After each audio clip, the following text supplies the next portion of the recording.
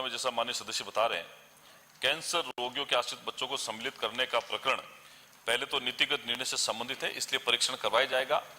और दूसरा, विधवा महिलाओं के सभी बच्चों के बारे में बताया, इसके बारे में भी आवश्यक कार्रवाई करके आपको सूचित कर दिया जाएगा। दूसरा, आपने जो बैंक और विभाग के बीच मुख्यमंत्री विशेष स्वरोजगार योजना के तहत, विशेष योग्य जन स्वरोजगार योजना के तहत जो पेंडिंग एप्लीकेशंस आती है उसका समन्वय कर निस्तारण करेंगे और आवश्यकता होने पर ऑनलाइन पोर्टल के बारे में भी आवश्यक कार्रवाई करने का प्रयास करेंगे। अगला प्रश्न है श्री अंशुमान सिंह भाटी। माननीय अध्यक्ष महोदय, प्रश्न संख्या 2875। माननीय मंत्री जी। माननीय अध्यक्ष जी, खंड 1, वर्तमान में बीकानेर जिले में ग्रामीण क्षेत्र में 579 579 एवं शहरी क्षेत्र में 285 कुल 864 उचित मूल्य दुकानें, राशन डीलर का नाम, गांव का नाम सहित विवरण परिशिष्ट 1 पर संलग्न है। खंड 2, जिला बीकानेर में कुल 17 उचित मूल्य दुकान निलंबित है। निलंबित एवं अटैच दुकानदारों का दिनांक सहित विवरण परिशिष्ट 2 पर संलग्न है। खंड 3, बीकानेर जिले में 9 राशन दुकानें, 7 रिक्त एवं 2 नवसृजित के आवेदन लंबित है। पूर्व में कोरम के अभाव में बैठक के स्थगित होने, चुनाव आचार संहिता लगने एवं आवंटन सलाहकार समितियों के गैर सरकारी सदस्यों का मनोनयन समाप्त किए जाने के कारण आवंटन प्रक्रिया नहीं हो सकी है। अतः उचित मूल्य दुकान आवंटन सलाहकार समिति के गठन उपरांत उक्त आवेदनों का यथाशीघ्र निस्तारण किया जाएगा।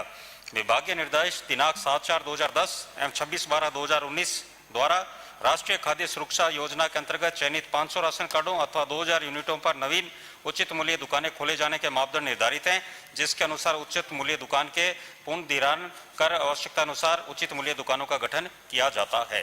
माननीय सदस्य। मैं सप्लीमेंट्री प्रश्न पूछना चाहूंगा अध्यक्ष महोदय। राशन दुकान के निलंबन पश्चात प्रथम अटैचमेंट का चार्ज नए डीलर के पास कितने महीने तक रह सकता है? मंत्री महोदय बताने कष्ट करें। माननीय मंत्री जी। इसमें 6 महीने का नियम है, पर इसमें हम आप अटैचमेंट का 6 महीने का नियम चलता है इसमें। माननीय सदस्य कोलायत चैनल को बताना चाहूंगा। मैं आपको बताना चाहूंगा, जो आपने मुझे उत्तर दिया उसमें प्रथम अटैचमेंट और द्वितीय अटैचमेंट के बीच में तकरीबन 1 साल का समय, तो आप इसका अगर हमें बता पाए कि किस कारण से ही हुआ। मैं माननीय सदस्य को आश्वस्त करूंगा, ऐसा प्रकरण आप मेरे संज्ञान में लाएं तो जरूर उस पर कार्रवाई आवश्यक अनुसार। दूसरा प्रश्न पूछूंगा, क्या निलंबित पश्चात राशन दुकान का चार्ज निकटतम डीलर को देने का नियम है, तो इसकी पालना क्यों नहीं करेगी?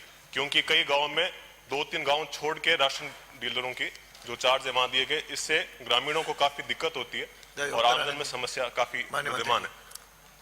माननीय सदस्य को मैं कहना चाहूंगा कि इस तरह के प्रकरण यदि कोई संज्ञान में आएंगे तो उस पर जो सरकारी नियम के अनुसार जो निकटतम दुकान है उसको अटैच करने का नियम है, उसी के अनुसार हम आवंटन किया जाएगा, अटैचमेंट चार्ज दिया जाएगा।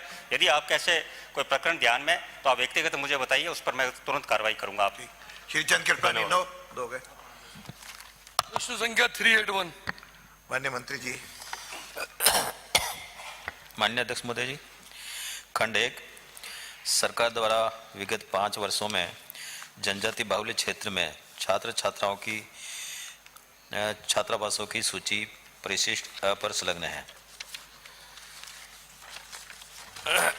खंड 2, विधानसभा क्षेत्र निम्बाहेड़ा के जनजाति बाहुल्य क्षेत्र छोटी छादरी में अनुसूचित जाति छात्रावास खोलने के संबंध में प्रस्ताव प्राप्त होने पर संसाधनों की, अनुसूचित जनजाति की जनसंख्या, बजट की उपलब्धता एवं अन्य क्षेत्रों के सापेक्ष शेष विशेष की आवश्यकता को ध्यान में रखते हुए स्वीकृति हेतु सक्षम स्तर पर निर्णय किया जाएगा।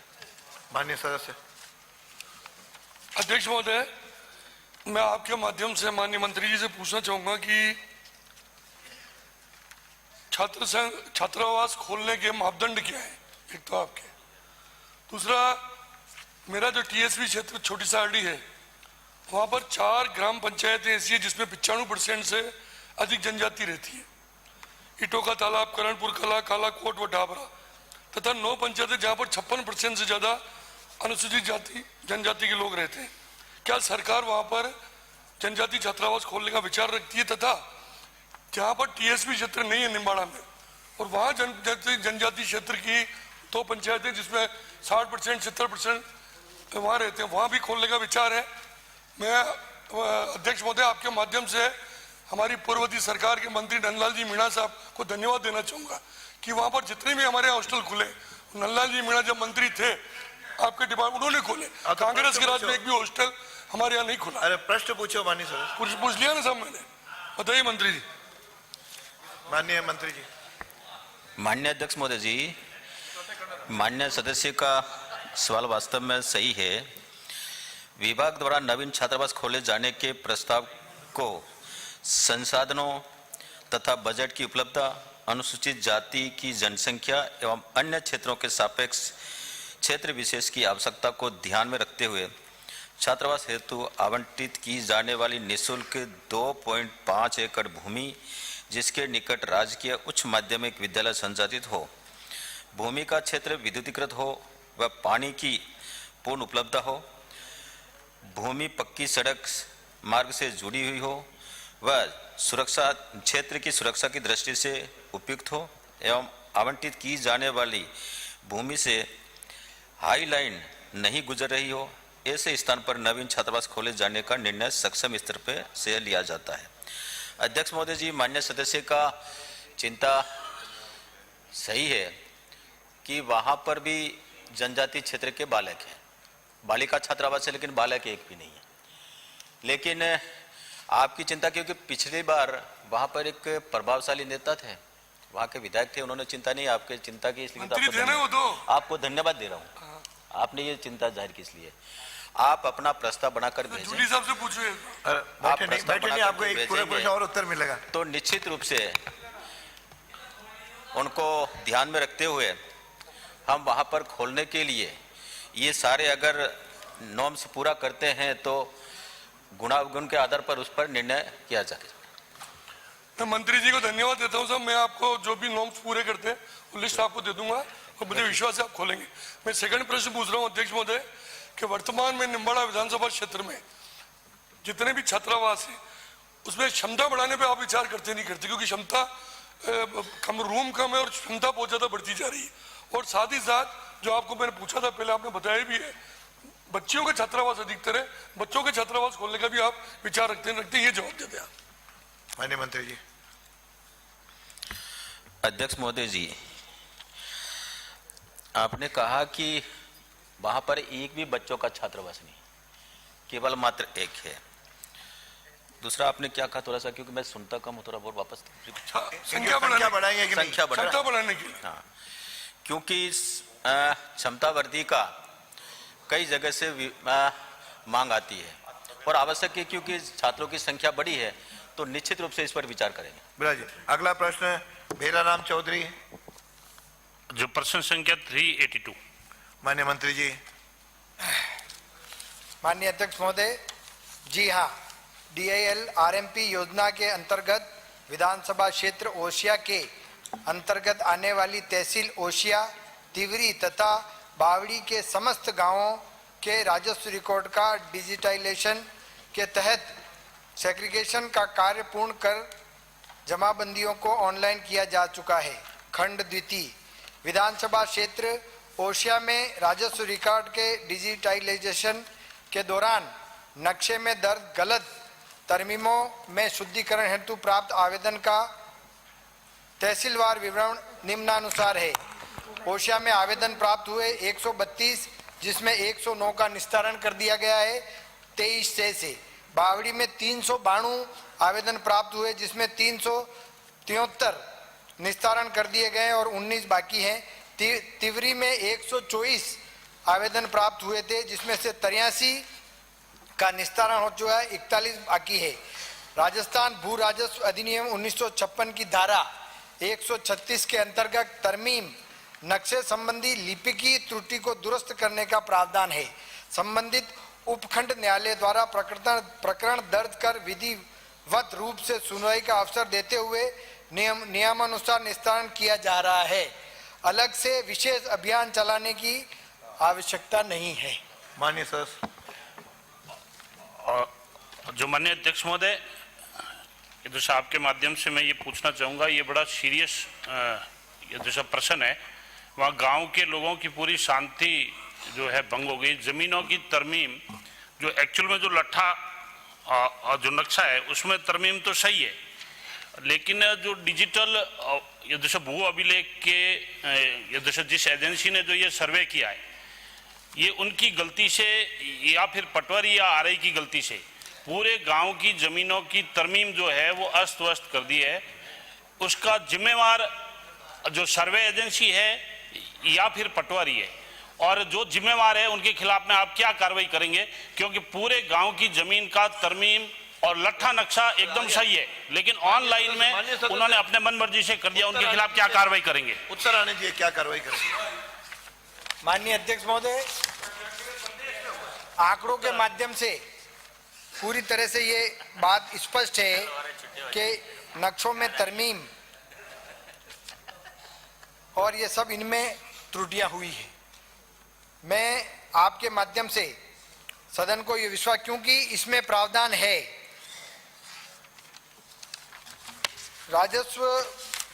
राजस्थान भू राजस्व नियम 1957 नियम 166 के तहत जरिए फर्द बदर शुद्ध करने हेतु मंडल के प्रतांग भेजने के लिए 7/11/2019 को समस्त कलेक्टरों को इसका शुद्धिकरण के लिए भेज रखा है। इसी प्रकार तहसील ऑनलाइन के पश्चात यदि नक्शों में किसी प्रकार की अशुद्धि रही हो तो राजस्थान भू राजस्व अधिनियम 1956 की धारा 136 के तहत तरमीम शुद्धि किए जाने हेतु कलेक्टर को निर्देशित कर रखा है। इसी प्रकार उत्तर आने दीजिए पूरा। आप बोलो, आप पूरा करो। आप हो गया, ये दो प्रावधान है। हाँ, मान्य और जो माननीय अध्यक्ष महोदय, एक किसान घर में बैठा है, उसकी कोई गलती नहीं है, उसके नक्शे और जो तरमीम जो पहले से ही सही थी, जो सर्वे एजेंसियों ने जिन्होंने डिजिटल भू अभिलेख जो बोलते सर्वे एजेंसी ने और पटवारी ने जो गलती की है, अब वो 136 के अंदर वो एसडीएम के वहां चक्कर के ऊपर चक्कर काट रहा है और वहां पर वकील करता है, और वहां कभी तहसीलदार नहीं मिलेगा, कभी एसडीएम वहां सीट पे नहीं बैठेगा। उसकी तो शांति भंग हो गई। पिछले कम से कम 7-8 महीनों से इस प्रकार की समस्या चल रही है। मेरा आपसे निवेदन है कि जो आपके सर्वे वाली एजेंसी है, जो पिछली सरकार में 2020 और 21 में जिस सर्वे एजेंसी को ठेका दिया है, उसके खिलाफ आप कुछ कार्रवाई करना चाहते हैं या नहीं चाहते? माननीय मंत्री जी, अब माननीय अध्यक्ष महोदय, बोलो, जल्दी बोल रहे थे। माननीय अध्यक्ष महोदय, अरे आने उत्तर आने दीजिए। विपक्ष के नेता जो शेम कर रहे हैं, ये पूरा काम आप अपना उत्तर दीजिए। इन्हीं के माध्यम से हुआ है। परंतु मैं आपको बता दूं, कलेक्टर जोधपुर ने हाल ही में जोधपुर जिले में ये ऑनलाइन जो त्रुटियां हुई है उसके लिए विशेष अभियान चलाने का प्रावधान किया है। मैं आपके माध्यम से सदन को यह अवगत कराना चाहता हूं कि इन सभी, क्योंकि शो मोटो के माध्यम से भी ये त्रुटियां का निस्तारण एसडीओ और तहसीलदार के माध्यम से किया जा सकता है। मैं आपको विश्वास दिलाना चाहता हूं कि पूरे क्षेत्र में, क्योंकि इसमें किसान की कोई गलती नहीं, गलती तहसीलदार पटवारी के माध्यम से और जो सर्वे रिसर्वे और ये करने वाली कंपनी के माध्यम से हुआ है। शो मोटोम के माध्यम से इसका पूरा निस्तारण आने वाले समय में किया जाएगा। अगला प्रश्न श्री कांति प्रसाद।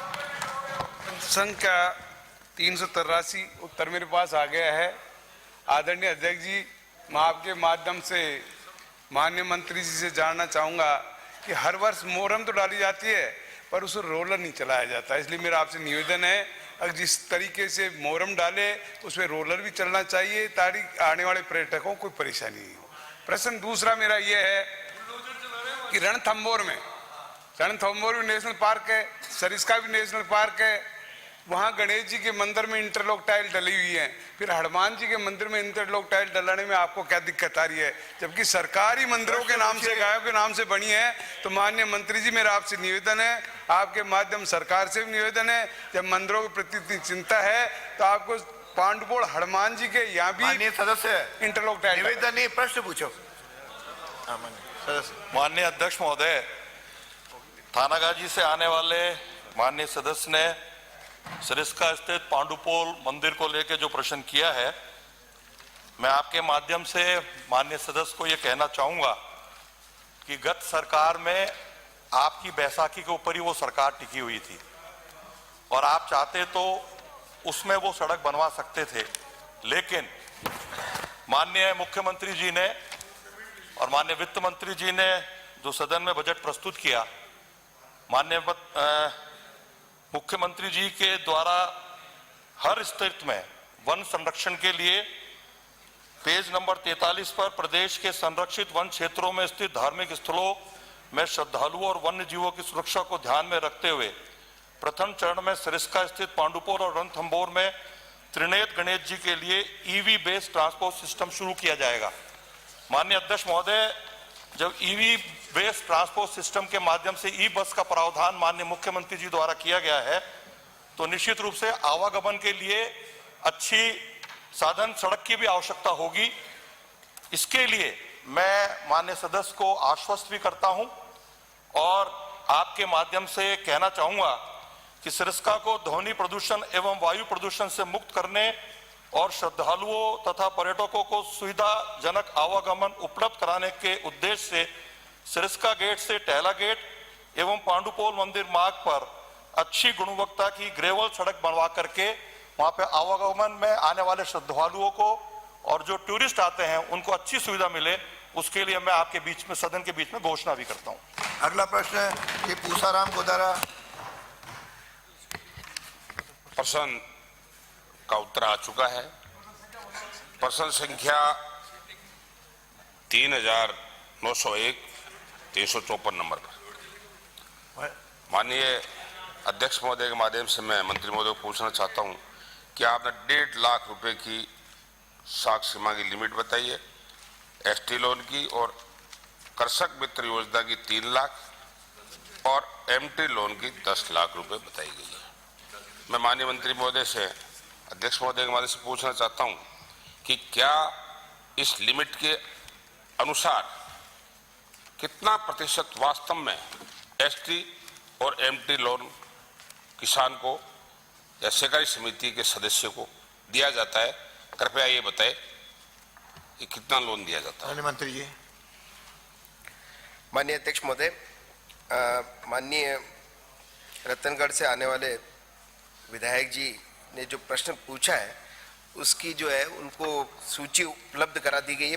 परिशिष्ट 1 पर है कि रतनगढ़ विधानसभा में हमने जो ऋण उपलब्ध कराया है 2022-23-24 में 10,162 किसानों को 5704 लाख रुपए का ऋण किसानों को अल्पकालीन ऋण उपलब्ध कराया गया और चूरू जिले में 86,853 किसानों को 463 करोड़ रुपए का ऋण उपलब्ध कराया गया।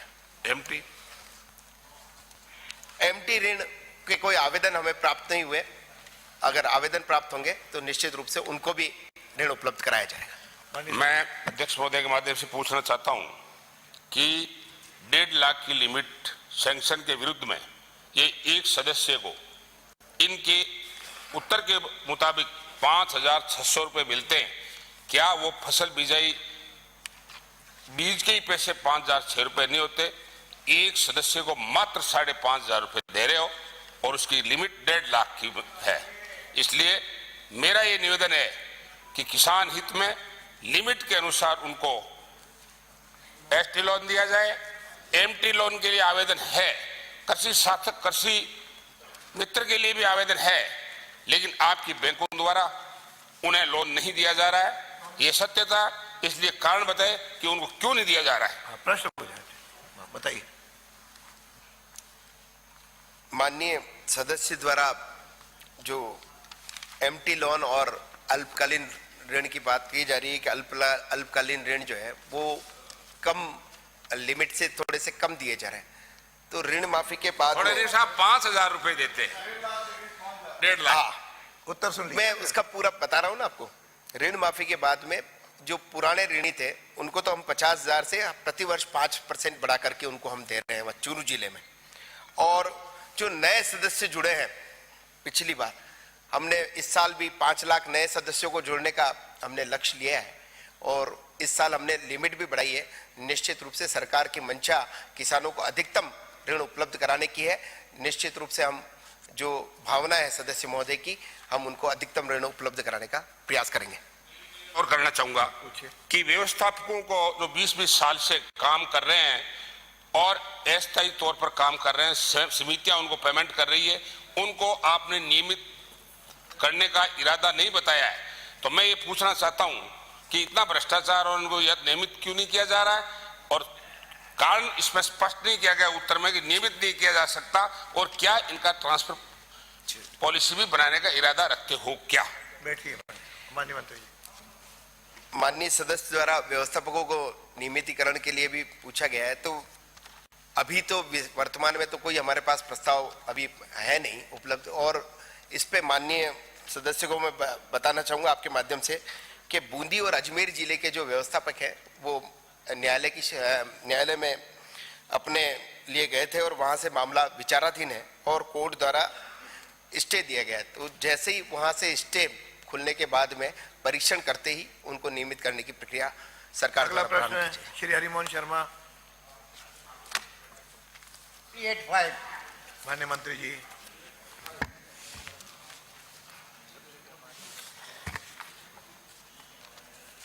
खंड 1 विधानसभा क्षेत्र बूंदी में गत 3 वर्षों में विद्युत वितरण तंत्र में सुधार हेतु अधिक भार वाले 33 केवी व 11 केवी के फीडरों का विभाजन करना, नए ट्रांसफार्मर की स्थापना करना एवं टेढ़े मेढ़े क्षतिग्रस्त पोलों को सही करना या नए पोल इत्यादि कार्य के लिए आवंटित राशि का वर्षवार संख्यात्मक विवरण पृष्ठ पर उपलब्ध है। प्रसारण तंत्र के अंतर्गत 132